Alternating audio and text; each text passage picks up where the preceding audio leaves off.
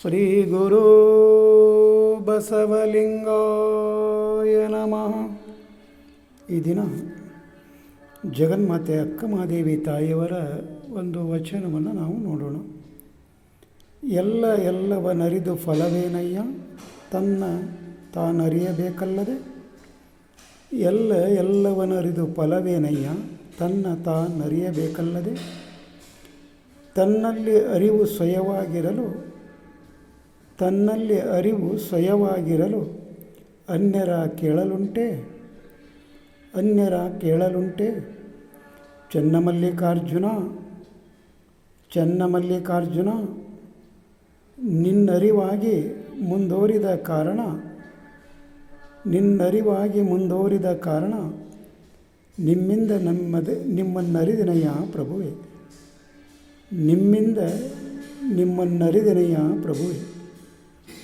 ಈ ಅಕ್ಕಮಹಾದೇವಿ ತಾಯಿಯವರು ಈ ವಚನದಲ್ಲಿ ಏನು ಹೇಳ್ತಾರ, ಏನು ಸಂದೇಶ ಕೊಡ್ತಿದ್ದಾರೆ ಅಂದ್ರೆ, ಸಾಮಾನ್ಯವಾಗಿ ನಾವು ಈ ಅಷ್ಟಮದಗಳಲ್ಲಿ ವಿದ್ಯಾಮದ ಅನ್ನೋದು ಒಂದು ದೊಡ್ಡದು. ಈ ಅಷ್ಟಮದಗಳು ಏನು ಬರ್ತಾವೆ, ರೂಪಮದ, ಧನಮದ, ಯೌವನ ಮದ, ವಿದ್ಯಾಮದ, ಕುಲಮದ, ಹೀಗೇನು ಈ ಅಷ್ಟಮದಗಳು ಬರ್ತಾವಲ್ಲ, ಈ ಅಷ್ಟಮದಗಳಲ್ಲಿ ಈ ವಿದ್ಯಾಮದ ಅನ್ನೋದೇನೈತಲ್ಲ ಭಾಳ ಕೆಟ್ಟದ್ದದು. ಯಾಕಂತ ಕೇಳಿದರೆ, ಈ ವಿದ್ಯೆಯನ್ನು ಕಲಿತಂಥ ಮನುಷ್ಯ ಏನು ಮಾಡ್ತಾನೆ, ಆತ ವಿದ್ಯಾವಂತನಾಗಿರ್ತಾನೆ, ಆದರೆ ಬುದ್ಧಿವಂತನಾಗಿರಲ್ಲ ಮತ್ತು ಜ್ಞಾನಿಯಾಗಿರೋದಿಲ್ಲ ಅವನು. ಯಾಕಂದರೆ ತನಗೆ ಆ ವಿದ್ಯೆ ನಾನು ಕಲಿತಿದ್ದೇನೆ, ನಂದು ಮಾಸ್ಟರ್ ಡಿಗ್ರಿ ಆಗೈತಿ, ನಂದು PhD ಆಗೈತಿ, ನಾನು ಅಷ್ಟು ಕಲ್ತೇನೆ ಇಷ್ಟು ಕಲ್ತೇನೆ ಅಂತ ಹೇಳಿ ಆತ ಹೇಳ್ಕೊತಾ ಇರ್ತಾನೆ. ಆದರೆ ಆತನ ಬುದ್ಧಿ, ಅದಕ್ಕೆ ಹೇಳ್ತಾರೆ ಆಡು ಭಾಷೆಯಲ್ಲಿ, ಓದು ಒಕ್ಕಾಲು ಬುದ್ಧಿ ಮುಕ್ಕಾಲು. ಅಂದರೆ ಅಲ್ಲಿ ಓದಿದ್ದು ಒಕ್ಕಾಲಿದ್ರೂ ಬುದ್ಧಿ ಅಲ್ಲಿ ಮುಕ್ಕಾಲು ಇರಬೇಕಂತ. ಆದರೆ ಆ ಓದಿದವನಿಗೆ ಅದು ಹಾಗಾಗೋದಿಲ್ಲ. ಮತ್ತು ಆತ ಏನು ಮಾಡ್ತಾನಂದ್ರೆ, ತನಗಿಂತ ಕಡಿಮೆ ಕಲಿತವ್ರಿಗೆ, ಕಡಿಮೆ ವಿದ್ಯಾವಂತರಿಗೆ ಆತ ಏನು ಮಾಡ್ತಾನಂದ್ರೆ ಹೀಯಾಳಿಸ್ತಾ ಇರ್ತಾನೆ, ಟೀಕಾ ಮಾಡ್ತಿರ್ತಾನೆ, ಅಸೂಯೆ ಪಡ್ತಿರ್ತಾನೆ. ಯಾಕಂದ್ರೆ ನಾನು ಅವ್ರಿಗಿಂತನೂ ಇಷ್ಟು ಹೆಚ್ಚಿಗೆ ಕಲ್ತಾನೆ, ಅವ್ರಿಗಿಂತನೂ ನಾನು ಇಷ್ಟು ದೊಡ್ಡ ಡಿಗ್ರಿ ಪಡ್ಕೊಂಡೀನಿ ಅಂತ ಹೇಳಿ ಮತ್ತೊಬ್ಬರು ನೋಡಿ ಅವ ಏನು ಮಾಡ್ತಾನೆ, ಕಡಿಮೆ ಕಲ್ತಾರನ್ನ ಅಸೂಯೆ ಪಡ್ತಿರ್ತಾನೆ.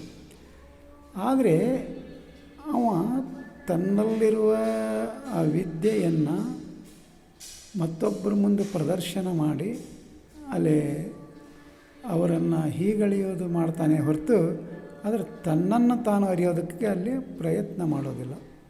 ಇದು ಬಹಳ ಮುಖ್ಯವಾಗಿದೆ. ಅದಕ್ಕೆ ಇಲ್ಲಿ ಅಕ್ಕಮಹಾದೇವಿ ತಾಯಿಯವರು ಏನು ಹೇಳ್ತಾರೆ ಅಂದ್ರೆ, ಎಲ್ಲವನ್ನರಿದು ಫಲವೇನಯ್ಯ, ನೀ ಎಲ್ಲ ತಿಳ್ಕೊಂಡಿದ್ದೀ. ಮತ್ತಿನ್ನು ಕೆಲವರು ಮಾತಾಡಿಸಿದಾಗ ಅವ್ರು ಹೇಳ್ತಾರೆ, ನನಗೆ ಅದು ಗೊತ್ತು ಇದು ಗೊತ್ತು, ನಾನು ಅದರಲ್ಲಿ ಪ್ರವೀಣ, ನಾನು ಎಲ್ಲದನ್ನೂ ಮಾಡ್ತೀನಿ ಅಂತ ಹೇಳಿ ಒಂದು ಜಂಬ ಕೊಚ್ಕೊಳ್ತಿರ್ತಾರೆ. ಆದರೆ ತಮ್ಮನ್ನೇ ತಾವು ಅರ್ಥಗೊಂಡಿರಲ್ಲ. ಅದಕ್ಕೋಸ್ಕರ ಇಲ್ಲಿ ಅಕ್ಕಮಹಾದೇವಿ ತಾಯಿಯವರು ಏನು ಹೇಳ್ತಾರೆ, ಎಲ್ಲವನ್ನರಿದು ಫಲವೇನಯ್ಯ. ಏನು ಫಲ ಅದು? ಅದಕ್ಕೆ ಏನು ಮಾಡಬೇಕಂದ್ರೆ ತನ್ನ ತಾನರಿಯಬೇಕಲ್ಲದೆ. ಇಲ್ಲಿ ಬಹಳ ಮುಖ್ಯವಾಗಿದ್ದು, ಶರಣರು ಅರಿವೇ ಗುರು ಅಂತ ಇಲ್ಲಿ ಹೇಳ್ತಿದ್ದಾರೆ. ಅಂದರೆ ತನ್ನರಿವೇ ತನಗೆ ಗುರುವಾಗಿ ಮಾರ್ಗದರ್ಶನವನ್ನು ತೋರ್ತತಿ. ಅದಕ್ಕೆ ಮೊದಲು ನಾನು ಯಾರು, ನಾನು ಬಂದ ಕಾರಣ ಏನು, ನಾನು ಎದಕ್ಕೋಸ್ಕರ ಬಂದಿದ್ದೇನೆ, ನಾನು ಏನನ್ನು ಮಾಡಬೇಕು, ಹೇಗೆ ನಡಿಬೇಕು, ಹೇಗೆ ನುಡಿಬೇಕು ಅನ್ನೋದನ್ನು ಮೊದಲೇ ನಮ್ಮೊಳಗೆ ನಾವು ಅರಿತುಕೊಳ್ಳಬೇಕು ಅನ್ನೋದನ್ನು ಇಲ್ಲಿ ಅಕ್ಕಮಹಾದೇವಿ ತಾಯಿಯವರು ಇಲ್ಲಿ ಹೇಳ್ತಾ ಇದ್ದಾರೆ.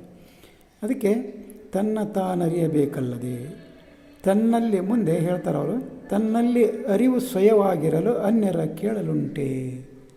ಮುಂದೆ ಏನು ಹೇಳ್ತಾರೆ ಅವರು ಅಂದರೆ, ತನ್ನಲ್ಲಿ ಅರಿವು ಸ್ವಯವಾಗಿರಲು ಅಂದರೆ ತಾನು ಅದನ್ನೆಲ್ಲ ತನ್ನನ್ನು ತಾನು ತಿಳ್ಕೊಂಡ ಮೇಲೆ, ತನ್ನನ್ನು ತಾನು ಅರ್ಥಕೊಂಡ ಮೇಲೆ ಅಲ್ಲಿ ಮತ್ತೊಬ್ಬರನ್ನ ಕೇಳಬಾರ್ದು ಅಂತ ಹೇಳ್ತಾರೆ ಅವರು. ಇಲ್ಲಿ ಮುಖ್ಯವಾಗಿ ಒಂದು ವಿಷಯವನ್ನು ನಾವು ಗಮನಿಸಬೇಕಾಗ್ತತಿ. ಏನು ಅಂತ ಕೇಳಿದ್ರೆ, ಇಲ್ಲಿ ನಮಗೆ ಹುಟ್ಟಿ ಬಂದಿದ್ದೇವೆ, ಹುಟ್ಟಿ ಬಂದ ಮೇಲೆ ಸಾವು ನಿಶ್ಚಿತ, ಅದರ ಮಧ್ಯಂತರ ಜೀವನದಲ್ಲಿ ಏರುಪೇರುಗಳು, ಕಷ್ಟ ಸುಖಗಳು, ದುಃಖ ದುಮ್ಮಾನಗಳು ಇವೆಲ್ಲ ಬರ್ತಾ ಇರ್ತಾವೆ, ಹೋಗ್ತಾ ಇರ್ತಾವೆ. ಒಂಥರ ನೀರಿನ ತೆರೆ ಬಂದು ಅಪ್ಪಳಿಸಿ ದಡಕ್ಕೆ ಮತ್ತೆ ಹೊಳ್ಳಿ ಹೋಗೋ ಹಾಗೆ ಇವು ಮನುಷ್ಯನಲ್ಲಿ ಪ್ರತಿಯೊಬ್ಬ ಮಾನವನ ಜೀವನದಲ್ಲಿ ಬರುವಂಥ ಈ ಕ್ರಿಯೆಗಳು, ಪ್ರಕ್ರಿಯೆಗಳು. ಆದರೆ ಇವುಗಳೆಲ್ಲ ನಮಗೆ ಗೊತ್ತಿರ್ತಾವೆ. ನಮಗೆ ಇವತ್ತು ಕಷ್ಟ ಬಂದೈತಿ ಅಂದ್ರೆ ನಾಳೆ ಸುಖ ಬರ್ತೈತಿ ಅನ್ನೋದು ಗೊತ್ತಿರ್ತೈತಿ. ಮತ್ತು ಇವತ್ತು ಸುಖ ಬಂದೈತಿ ಅಂದ್ರೆ ನಾಳೆ ಕಷ್ಟನೂ ಬರ್ತೈತಿ ಅನ್ನೋದು ನಮಗೆ ಗೊತ್ತಿರ್ತೈತಿ. ಆದರೆ ನಾವೇನು ಮಾಡ್ತೇವೆ ಅಂದರೆ ಮತ್ತೊಬ್ಬರಿಗೆ ಕೇಳಕ್ಕೆ ಹೋಗ್ತೇವೆ ನಾವು. ಮತ್ತೊಬ್ಬರಿಗೆ ಕೇಳೋದಂದರೆ ಶಾಸ್ತ್ರ ಕೇಳೋದು, ಜ್ಯೋತಿಷ್ಯ ಕೇಳೋದು, ಭವಿಷ್ಯ ಕೇಳೋದು, ಇದಕ್ಕೆ ಹೋಗ್ತಾನೆ. ಆತ ಜ್ಯೋತಿಷ್ಯಕಾರ ಭವಿಷ್ಯ ಹೇಳೋವ ತಂದೆ ತನಗೆ ಗೊತ್ತಿರಲ್ಲ, ಆದರೆ ನಮ್ದು ಹೇಳ್ತಿರ್ತಾನೆ. ಅದಕ್ಕೋಸ್ಕರ ಮೊದಲೇ ಏನು ಹೇಳ್ತಾರೆ ನಮ್ಮ ಶರಣರು ಅಂದರೆ, ಮೊದಲು ನಿನ್ನನ್ನು ನೀನು ಅರ್ಥಕೊಂಡ ಮೇಲೆ, ನಿನ್ನ ಅರಿವು ನಿನ್ನಲ್ಲಿ ಇದ್ದಾಗ ಮತ್ತೊಬ್ಬರನ್ನ ಯಾಕೆ ಕೇಳ್ತಿದ್ದಿ ನೀನು? ಮತ್ತೊಬ್ಬರ ಹತ್ರ ಯಾಕೆ ನೀನು ಹೋಗಿ ಕೈ ಹೊಡಿತಿದ್ದಿ? ಮತ್ತೊಬ್ಬರ ಹತ್ರ ಯಾಕೆ ನೀನು ನಿನ್ನ ಹಣೆ ಬರದ ವಿಚಾರವನ್ನು ತಿಳ್ಕೊಳಕ್ಕೆ ಹೋಗ್ತಿದ್ದಿ? ಮೊದಲು ನಿನ್ನನ್ನು ನೀ ತಿಳ್ಕೊಂಡು ಇದ್ದು ಬಿಡು ಅಂತ ಹೇಳ್ತಾರೆ. ಅದಕ್ಕೆ ಮುಂದೆ ಏನು ಹೇಳ್ತಾರೆ, ಚನ್ನಮಲ್ಲಿಕಾರ್ಜುನ ನೀನರಿವಾಗಿ ಮುಂದುವರಿದ ಕಾರಣ ನಿಮ್ಮಿಂದ ನಿಮ್ಮನ್ನು ಅರಿದೆ ಪ್ರಭುವೇ ಅಂದರೆ, ಅಲ್ಲಿ ಸೃಷ್ಟಿಕರ್ತ ಪರಮಾತ್ಮ ಏನಿದಾನಲ್ಲ, ಆತನನ್ನು ನಂಬಿದಾಗ ಆತ ಮುಂದೆ ನಮಗೆ ಬಂದು ಎಲ್ಲ ಮಾರ್ಗದರ್ಶನವನ್ನು ಆತ ಮಾಡ್ತಾ ಇರ್ತಾನೆ, ನಮಗೆ ಅರಿವನ್ನು ಕೊಡ್ತಾ ಇರ್ತಾನೆ. ಯಾಕಂದರೆ ಇದು ಮಾನವ ಜನ್ಮ, ಅರಿವಿನ ಜನ್ಮ ಅಂತ ಏನು ಹೇಳ್ತಿದ್ದಾವಲ್ಲ ನಾವು, ಈ ಅರಿವಿನ ಜನ್ಮದ ಬಂದಾಗ ಆ ಸೃಷ್ಟಿಕರ್ತ ಪರಮಾತ್ಮ ನಮಗೇನು ಮಾಡ್ತಾನೆ, ತಾನೇ ಮುಂದೆ ನಿಂತು ನಮಗೆಲ್ಲ ಅರಿವನ್ನು ಕೊಡ್ತಾನೆ. ಅದನ್ನು ಕೊಟ್ಟಾಗ ನಾವು ಏನು ಮಾಡಬೇಕಂದ್ರೆ, ಆತನ ಅರಿವು ನಮಗೆ ಕೊಟ್ಟಾಗ ಆತನನ್ನು ನಾವು ಅರಿಬೇಕಾಗ್ತದೆ. ಅದಕ್ಕೋಸ್ಕರ ಇಲ್ಲಿ ಅಕ್ಕಮಹಾದೇವಿ ತಾಯಿಯವರು ಹೇಳೋದೇನೆಂದ್ರೆ, ವಿದ್ಯಾವಂತರಾಗಲಿ ಬುದ್ಧಿವಂತರಾಗಲಿ ಏನೇ ಆದರೂ ಸಹಿತ ಜ್ಞಾನವಂತರಾಗಬೇಕು, ಅರಿವುಳ್ಳವರಾಗಬೇಕು. ಅರಿವುಳ್ಳವರಾದ ಮೇಲೆ ಮತ್ತೊಂದು ಕಡೆ ಹೋಗಿ ಪ್ರಶ್ನೆಯನ್ನು ಕೇಳುವ ಅವಶ್ಯಕತೆ ಇಲ್ಲ. ಅದು ನಮ್ಮ ಮಾನಸಿಕ ಸದೃಢತೆ ಅನ್ನೋದು ಆ ಅರಿವು ನಮಗೆ ಕೊಡ್ತಾ ಇದೆ. ನಮಗೆ ಅರಿವಿತ್ತಂದರೆ ನಾವು ಒಂದು ಸದೃಢತೆಯಿಂದ ನಾವು ಜೀವನವನ್ನು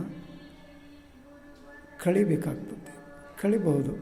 ಅದಕ್ಕೋಸ್ಕರ ನಾವು ಮೊದಲೇ ಎಲ್ಲವನ್ನು ತಿಳ್ಕೊಂಡವೇ ಅನ್ನೋಕ್ಕಿಂತ ಮೊದಲು ನಮ್ಮನ್ನು ನಾವು ಅರಿತುಕೊಳ್ಳುವಂಥ ಒಂದು ಭಾವನೆ, ಒಂದು ವಿಚಾರ ನಮಗೆ ಬರಬೇಕಾಗಿತ್ತಂದ್ರೆ ನಾವು ಮತ್ತೆ ಏನು ಮಾಡಬೇಕು, ಶರಣರ ವಚನಗಳನ್ನು ನಾವು ಓದಬೇಕಾಗ್ತದೆ. ಶರಣರ ವಚನಗಳನ್ನು ಓದಿದಾಗ ನಾವು ಅರಿವಂತರಾಗಬೇಕು, ಅರಿವುಳ್ಳವರಾಗಬೇಕು ಅನ್ನೋದು ನಮಗೆ ಆ ವಚನಗಳು ಮಾರ್ಗದರ್ಶನವನ್ನು ಮಾಡ್ತಾವೆ. ಅದಕ್ಕೋಸ್ಕರ ವಚನಗಳನ್ನು ಓದೋಣ, ಪಚನ ಮಾಡಿಕೊಳ್ಳೋಣ ಅಂತ ಹೇಳುತ್ತಾ ಈ ವಚನಕ್ಕೆ ವಿರಾಮ ಕೊಡ್ತಾ ಇದ್ದೇನೆ. ಶರಣು ಶರಣ.